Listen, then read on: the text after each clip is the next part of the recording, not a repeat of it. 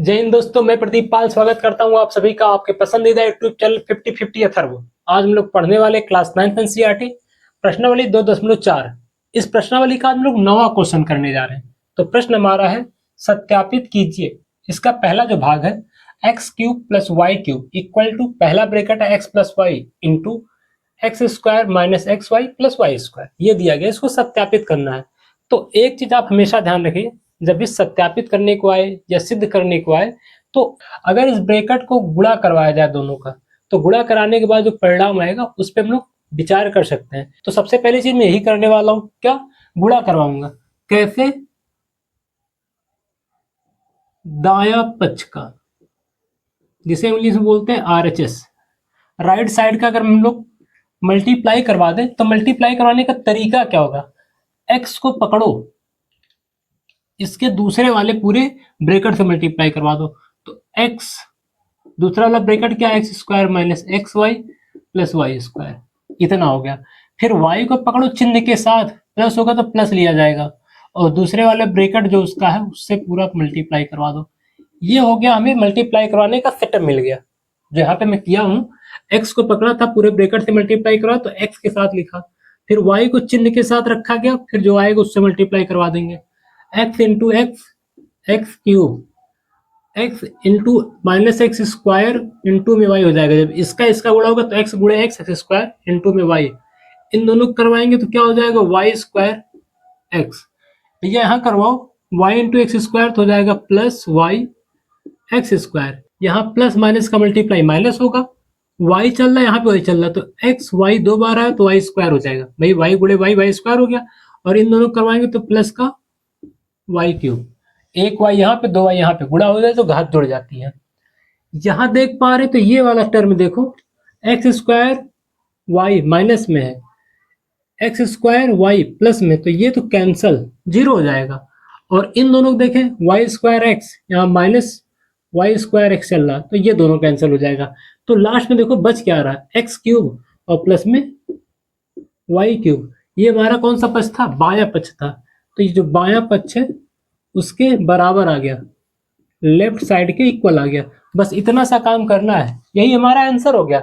हम लोग राइट वाले को सॉल्व किए, कैलकुलेट करने के बाद लेफ्ट वाला ले आए, तो ये हमारा सत्यापित हो गया। ये सिद्ध करना, दोनों सेम चीज होता है।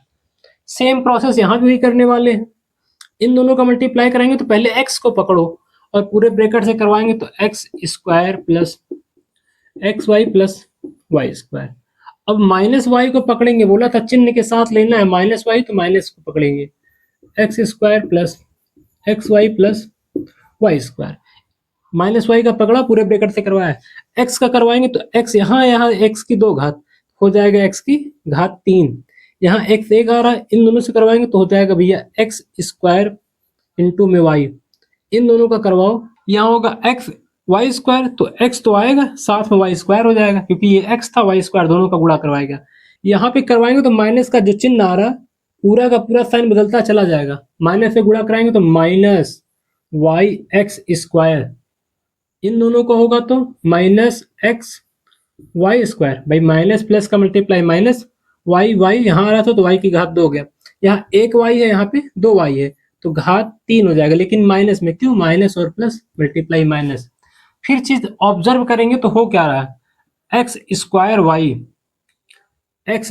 वाई प्लस में प्लस माइनस 0, यहाँ वाई स्क्वायर, यहाँ सेम दिख रहा है, जो चीज सेम दिख रहा है उसको कैंसिल कर देंगे, कैंसिल करें तो बच क्या रहा है, X cube minus Y cube, ये हमारा लेफ्ट साइड आ गया। ये प्रश्न नंबर 9 था। ऐसे हम लोग प्रश्न नंबर 10 की बात करते हैं। प्रश्न नंबर 10 है क्या, निम्नलिखित में से प्रत्येक का गुणनखंड कीजिए। हमें इन दोनों का गुणनखंड करना है।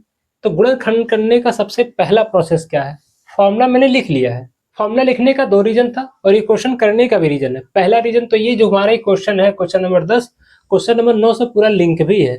अगर आप एनसीईआरटी की बुक पढ़ते हैं तो क्वेश्चन नंबर 9 का संकेत करने के लिए बोला है, यानी जो 10वां क्वेश्चन है पूरा का पूरा क्वेश्चन नंबर 9 से लिंक है, तो ये ध्यान रखना है। इस वजह से एक साथ कर रहे हैं, चीजें आप रिलेट कर पाए। तो सबसे पहला क्या देख रहा हूँ, 27 वाई क्यूब। तो ये ध्यान रखना, जो पहला वाला फॉर्मेट होगा उस पर क्यूब चलना चाहिए, प्लस जो दूसरा वाला फॉर्मेट होगा उस पर प्लस लगा क्यूब चलना चाहिए। तो यहाँ पे 27 पे तो क्यूब नहीं है, तो हम तो जानते हैं ना 27 किसका क्यूब होता है, 3 का, तो 3y ऑफ होल क्यूब कर देंगे। तो यहाँ से अगर इसको हम कैलकुलेट करेंगे तो यही आएगा 125, 5 का क्यूब तो हो जाएगा 5 जेड ऑफ होल क्यूब। ये हमारा फॉर्मेट बन गया। फॉर्मेट कैसा, अगर इसको इससे कंपेयर कराएं तो हो क्या चल रहा है, पहला वाला जिसपे क्यूब लगा होगा वो एक्स क्यूब कहलाएगा, यानी एक्स कहलाएगा। फिर दूसरा वाला जिसपे क्यूब लगा होगा वो वाई वाला फॉर्मेट होगा, तो ये वाई होगा। तो इसके हिसाब से फार्मूला जो बन रहा है उसमें एक्स और वाई की पोजीशन में बस नंबर को सेट करना है। तो पहला हमारा क्या है 3y, यानी x इक्वल टू 3y हो जाएगा, तो 3y प्लस में y आ रहा, तो y हम लोग क्या कंसीडर कर रहे हैं 5 का z, ये हो जाएगा सेकेंड ब्रैकेट x स्क्वायर, तो 3y square plus y square तो हो जाएगा 5z of whole square minus x है कितना 3y इंटू में y, तो y कितना है 5z। ये हो गया, ये हमारा फॉर्मूले का सेटअप हो गया। यहाँ पे हम लोग करली ब्रैकेट लगाएंगे, मझिला ब्रैकेट लगाएंगे। रीजन क्या है, क्योंकि छोटा ब्रैकेट के बाद फिर छोटा ब्रैकेट नहीं आता, एक छोटा रहेगा तो उसके जस्ट बाद वाला, तो मझिला ब्रैकेट रहना चाहिए तो बड़ा ब्रैकेट, तो ये चीज होता है। यहाँ देखेंगे तो ये ऐसे का ऐसा ही चलेगा, ये भाई हो गया 3y प्लस 5z। इसको सॉल्व करेंगे 3 का स्क्वायर 9y स्क्वायर हो जाएगा, यहाँ सॉल्व किया जाएगा तो 5 25 हो जाएगा, 5 का वर्ग और z स्क्वायर हो जाएगा। इन दोनों से मल्टीप्लाई करेंगे तो 15 yz हो जाएगा। इतना सा आंसर हो जाएगा, इसके आगे कुछ नहीं करना, बस फॉर्मेट यहीं पे खत्म कर देना है। यहाँ पे देख पा रहे हैं तो ये जो हमारा फॉर्मेट चल रहा है, यहाँ माइनस आ रहा है तो इसी वजह से माइनस वाले सर्वसमिका यूज करने वाले। अब ये एक सर्वसमिका बन गया, पहले भी इसका कैलकुलेशन किए थे, क्या सत्यापित करना। अब इस हमारा ये हमारा अब इस चैप्टर के लिए सूत्र बन गया, सर्वसमिका बन गया। तो यहाँ पे क्या देख पा रहे 64 m का क्यूब है, 64 m का क्यूब बोला था, जिसपे आएगा वो हमारा x वाला क्यूब दिखना चाहिए। m पे तो क्यूब चल रहा, 64 पे नहीं चल रहा है, तो भैया हम भी जानते हैं 64 किसका क्यूब होता है 4 का, तो 4m of whole cube minus 343 किसका होता है, तो 7 का होता है, तो जाएगा 7n ऑफ होल क्यूब।